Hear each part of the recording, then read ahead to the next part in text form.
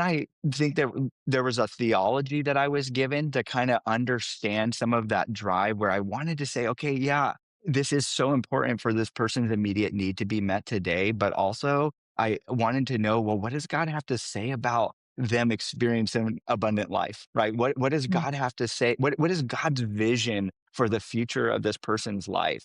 And that's where I love, and I go back so often to Isaiah 61, right? The same passage that Jesus reads from when in Luke 4, and he announces the beginning of his public ministry. And he announces, how he's come to proclaim and bring good news to all of these groups, right, on the margins and those who are really kind of cast off by society.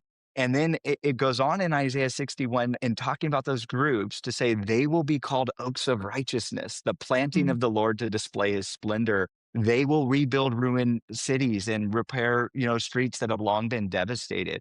And so I think that getting to understand that God's vision for those who maybe today need their kind of immediate needs of food and shelter and clothing met is not just that those needs would be met, but that they would be able to become leaders, pictures of strength and oak that God uses to bring his kingdom. And it's so consistent with the ways that God works through the scriptures, right? Always choosing kind of the unlikely or those who have clear and obvious, downsides or flaws, like all of us, and then works in a way that those individuals could never accomplish on their own for the good of others. And so I think it was starting to see that pattern of God working in people that really made me hungry to say, well, how can we have this longer term relationship, a place, a space that where people can continue taking those steps from instability to stability in life and then be the ones who are now kind of pouring back into the community and helping others who are in a similar situation